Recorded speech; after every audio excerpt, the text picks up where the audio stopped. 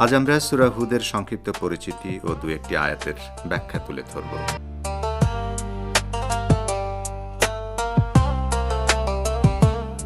সূরা হুদ পবিত্র কোরআনের ১১ নম্বর সূরা। সূরা হুদের সব আয়াতই পবিত্র মক্কায় নাজিল হয়েছিল। বিশ্বনবী হজরত মুহাম্মদ সাল্লাল্লাহু আলাইহি ওয়াসাল্লামের চাচা হজরত আবু তালিব আলাইসাল্লাম ও হজরত খাদিজা সালামুল্লাহি আলাইহার ইন্তেকালের পর এই সূরা নাজিল হয়। মক্কায় মহানবী হজরত মুহাম্মদ সাল্লাল্লাহু আলাইহি ওয়াসাল্লামের অবস্থানের শেষের বছরগুলোতে যখন এই সূরা নাজিল হচ্ছিল, তখন মুসলমানদের উপর শত্রুদের চাপ চরম পর্যায়ে উন্নীত হয়েছিল। সূরা হুদে রয়েছে ১২৩ আয়াত ও ১০টি রুকু। এই সূরার বেশিরভাগ অংশে এসেছে ইসলামের নানা মূল নীতি ও বিশেষ করে হজরত নূহ আলাইহিস সালামের ঘটনাসহ শিরক আর মূর্তি পূজার বিরুদ্ধে সংগ্রামে জড়িত অতীতের অনেক নবী রাসূলের জীবনের ঘটনা।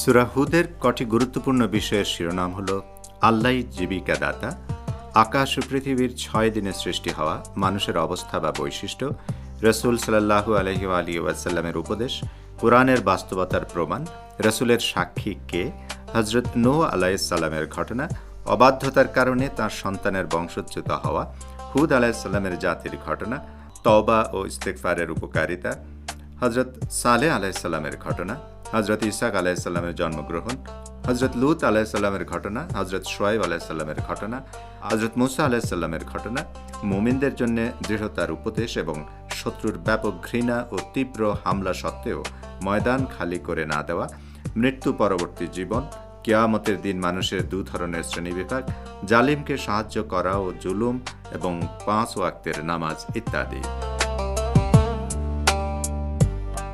এই সূরার নাম হুদ রাখা হয়েছে কারণ এই সূরার ৫০ থেকে ৬০ নম্বর আয়াতে খুব সুন্দরভাবে হুদ আলাইহিস সালামের জীবনের ঘটনা বর্ণনা করা হয়েছে।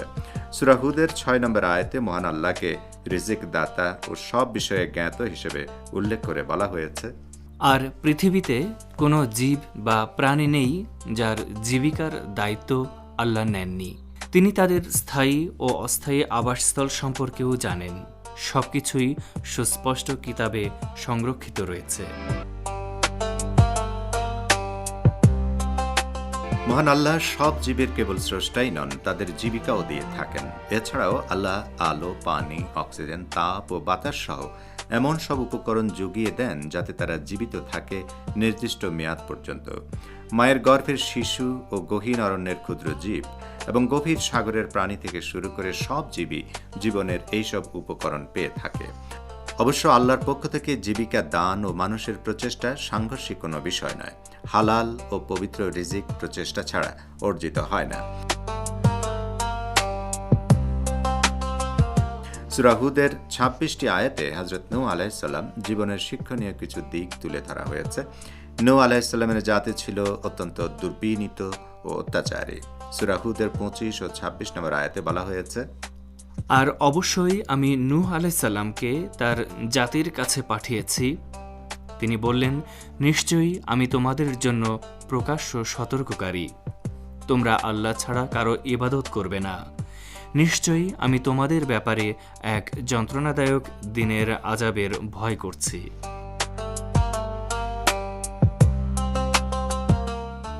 হযরত নূহ আলাইহিস সালামের যুগে তার জাতির মধ্যে নৈরাজ্য ও অনাচার ছড়িয়ে পড়েছিল। লোকেরা ন্যায় বিচার ও একত্ববাদের ধার ধারত না এবং মূর্তি পূজা করত।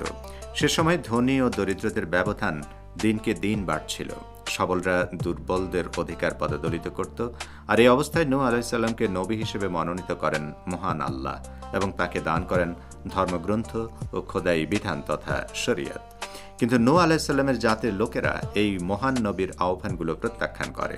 শুধু তাই নয়, তাদের নেতৃস্থানীয়রাও নূহ নবীর বিরুদ্ধে রুখে দাঁড়ায়। তারা বলে যে, হে নূহ, তুমি তো আমাদের মতোই একজন মানুষ। যারা তোমার অনুসারী তারা সরল মনা বা বোকা মানুষ ও বিভ্রান্ত। আমাদের চেয়ে তোমার মধ্যে বেশি কিছু তো দেখছি না। আমরা তোমাকে মিথ্যাবাদী বলেই মনে করছি। নূহ আলাইহিস সালাম তার জাতির লোকদেরকে খোদাই শাস্তির ভয় দেখালেন এবং তাদেরকে সঠিক পথের দিশা দিয়ে যেতে লাগলেন। শাস্তির ভয় দেখানোর কারণ হলো এটা যে মানুষ যতক্ষণ না বিপদ অনুভব করে ততক্ষণ পর্যন্ত নিজ অবস্থানে অনড় থাকে। যারা সচেতন তারা এইসব সতর্কবাণীর মুখে নিজেদের সংশোধনের চেষ্টা করে, কিন্তু যারা অচেতন ও বস্তুবাদী কিংবা সম্পদ ও ক্ষমতার কারণে দাম্ভিকে পরিণত হয়েছে তারা এইসব সতর্কবাণীকে গুরুত্ব দেয় না। এ অবস্থায় নূহ আলাইহিস সালাম তাদের উদ্দেশ্যে বললেন, হে আমার সম্প্রদায়, তোমরা কি ধারণা করো আমি যদি আমার প্রতিপালকের পক্ষ থেকে স্পষ্ট প্রমাণের উপর প্রতিষ্ঠিত হয়ে থাকি এবং তিনি যদি আমাকে তার পক্ষ থেকে এমন অনুগ্রহ দান করেন যা তোমাদের দৃষ্টিগোচর নয়, তবুও কি তোমরা আমাকে প্রত্যাখ্যান করবে? আমি কি এ বিষয়ে তোমাদের বাধ্য করতে পারি যখন তোমরা তা অপছন্দ করো?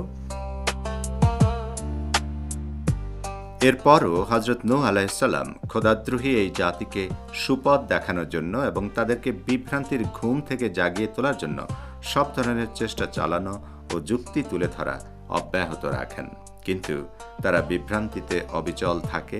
তারা বলল, হে নূহ, তুমি আমাদের সঙ্গে অনেক কথা বলেছ, আর তর্ক করতে চাই না। যা বলছো তা যদি সত্যি হয়ে থাকে তাহলে তোমার কথিত সেই খোদাই শাস্তি আমাদের উপর প্রয়োগ করো। এভাবে তারা হজরত নূহ আলাইহিস সালাম আন্তরিক ও ভালোবাসাপূর্ণ দাওয়াতের জবাব দিতে থাকে চরম দম্ভ, বিদ্বেষ ও অজ্ঞতা প্রকাশের মাধ্যমে। নূহ আলাইহিস সালামের জাতির খুব কম মানুষই তার আহ্বানে সাড়া দিয়েছিল। এ পর্যায়ে মহান আল্লাহ ওহির মাধ্যমে নূহ নবীকে জানিয়ে দেন, অল্প যে কয়জন তোমার প্রতি ঈমান এনেছে তারা ছাড়া আর কেউ ঈমান আনবে না, অর্থাৎ ওদেরকে সতর্ক করে বা সত্যের দাওয়াত দিয়ে আর লাভ নেই, ওরা সুপথে আসবে না, তাই দরকার পরিশুদ্ধি ও বিপ্লব।